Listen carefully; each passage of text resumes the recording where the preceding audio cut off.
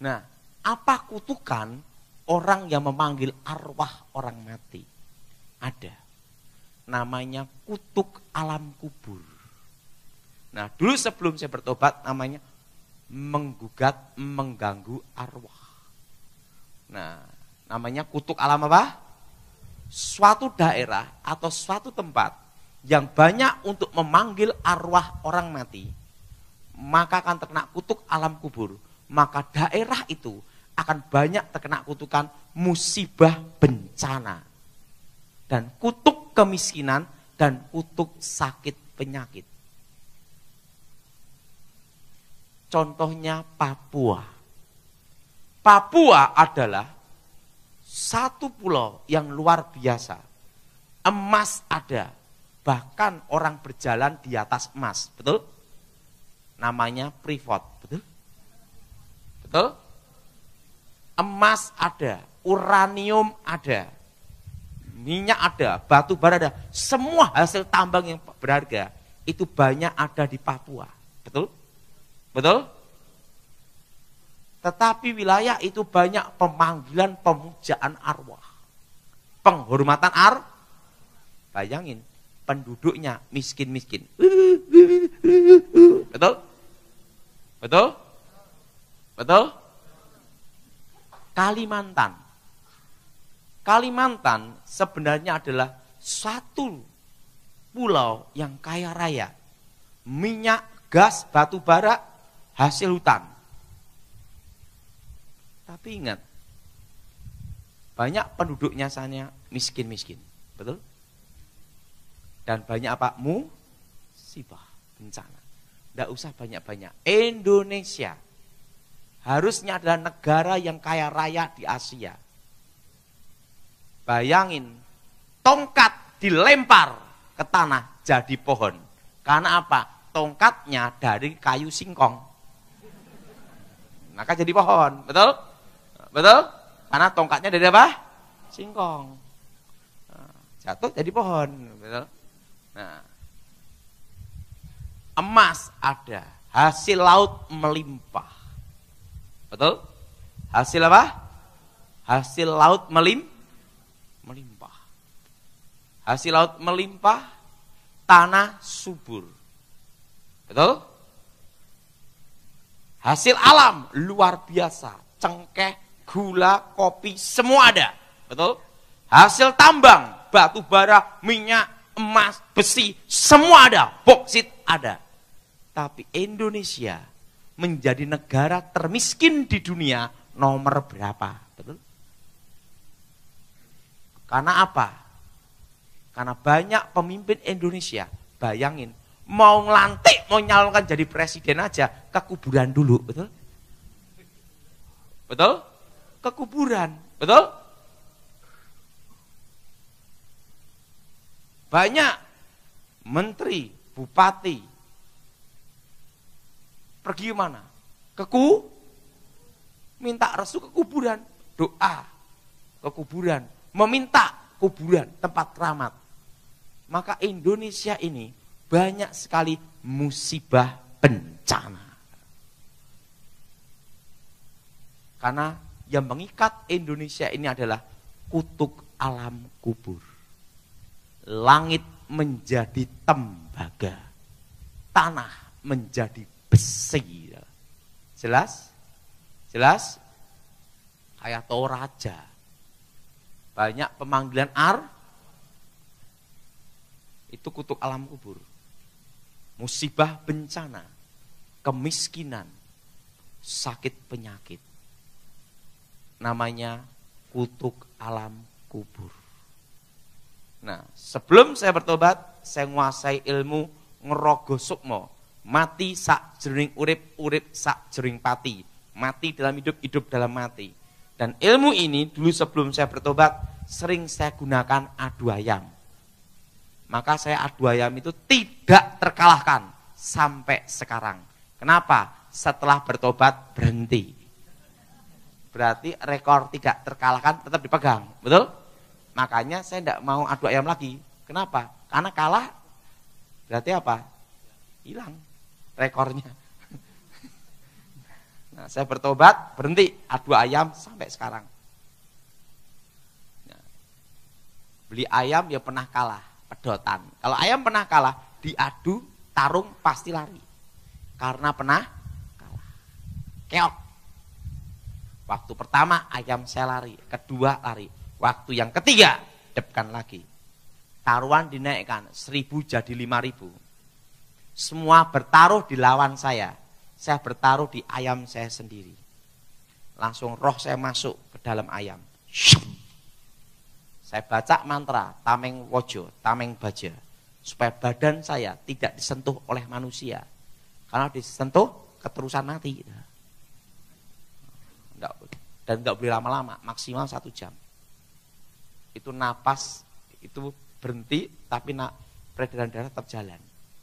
Itu bahayanya bisa mati, keterusan mati. Makanya cepet-cepet, tidak sampai 1 jam harus cepet balik. Kenapa? Kelamaan terusan karena betul-betul jantung berhenti bener nanti. Langsung syep masuk ke ayam, jebret keok menang.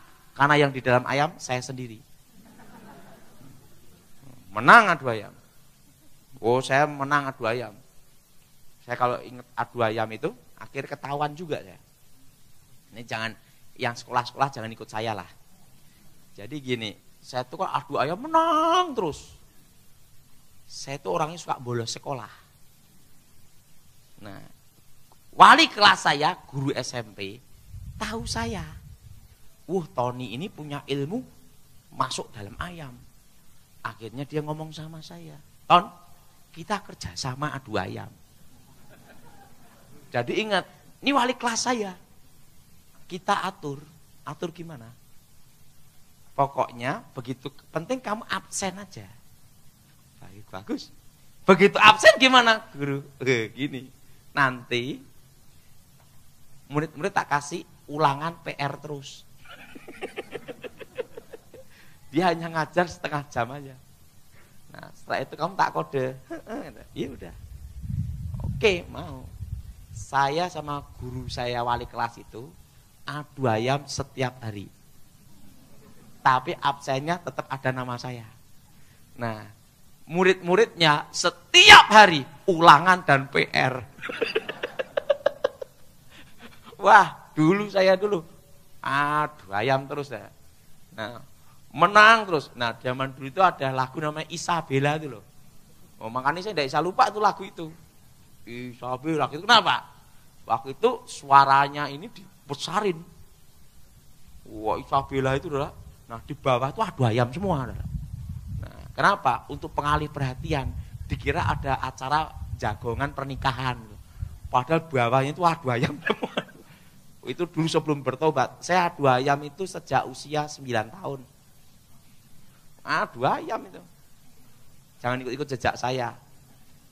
Nah, dan saya itu sekolah tidak pernah belajar. Tapi ngambil pikiran guru-guru SD, SMP. Syep, jawaban langsung di telapak tangan. Nah, setelah bertobat, ilmunya hilang, matematika enggak bisa. Makanya saya itu enggak bisa bahasa Inggris, enggak bisa matematika. Porogapit enggak bisa. Tapi ingat uang ngerti. Kalau matematika perkalian bingung saya. Pembagian tuh susah, tapi bagi duit ngerti. Nah, kenapa? Karena sejak kecil saya pakai ilmu semua. Nah, setelah bertobat kemampuannya hilang. Bingung sekarang. Nah, yang ngajarin bahasa Inggrisnya malah anak saya.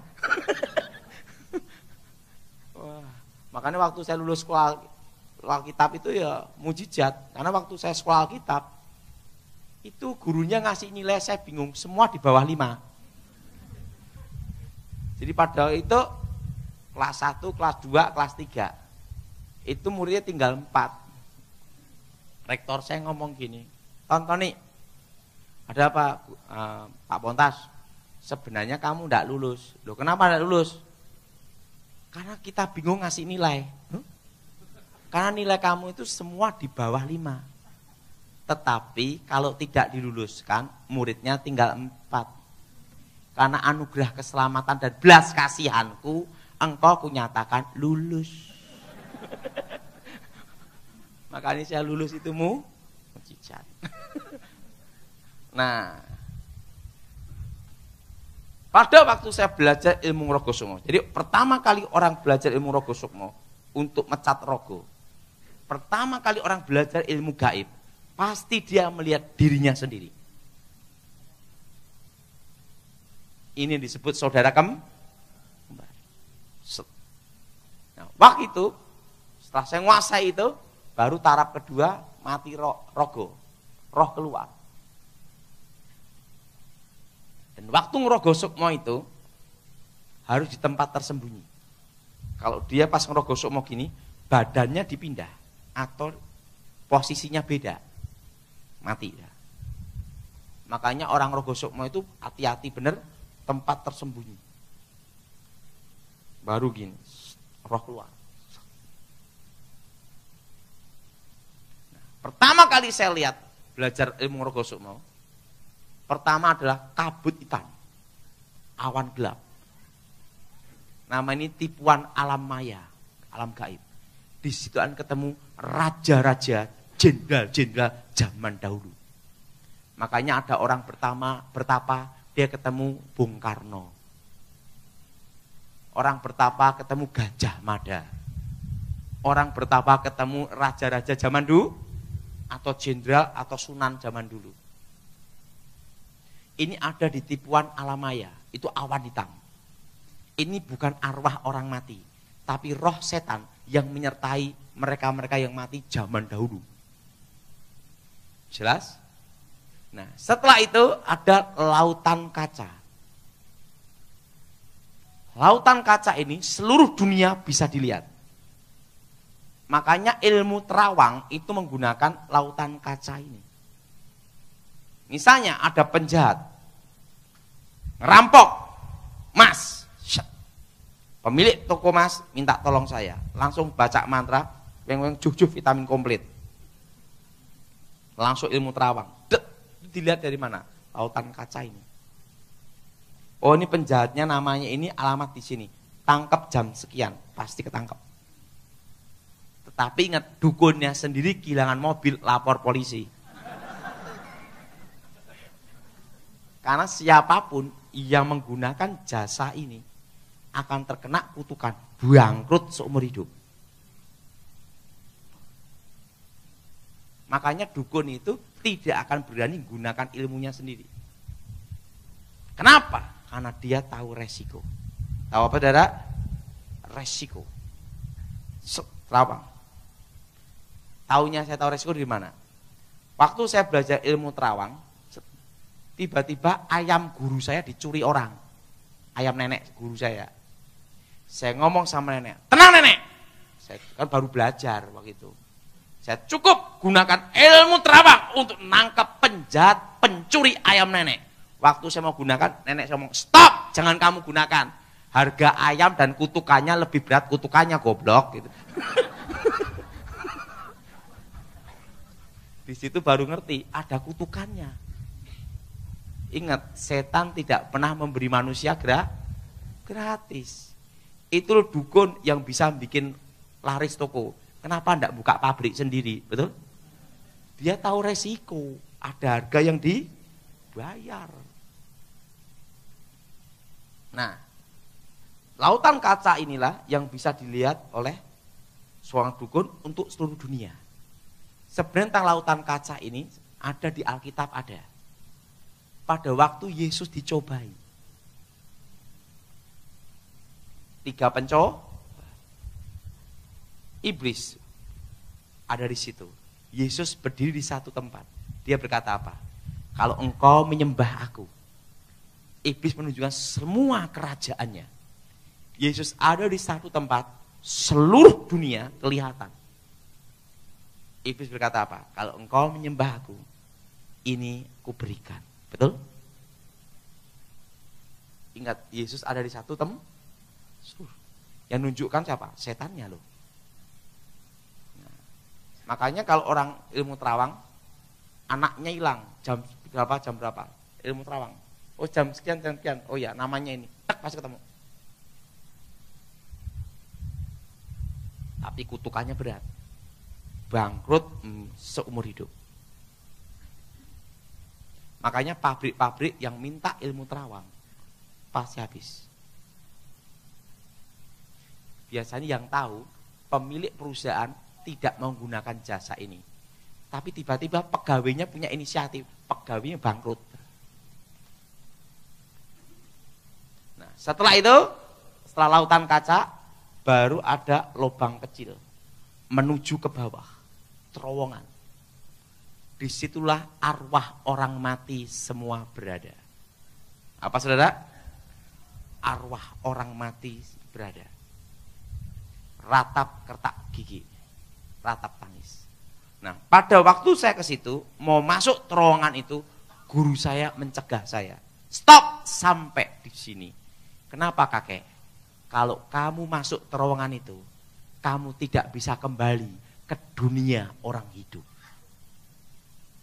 Makanya banyak orang bertapa, masuk situ keterusan mati.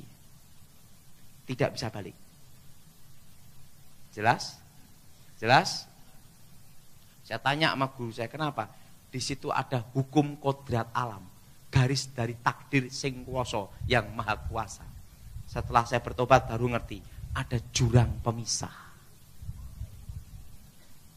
Jadi kalau kita mati dalam Tuhan, detik itu juga roh kita langsung ke Firdaus untuk menunggu hari pembagian mahkota, memerintah bersama Tuhan. Amin. Amin.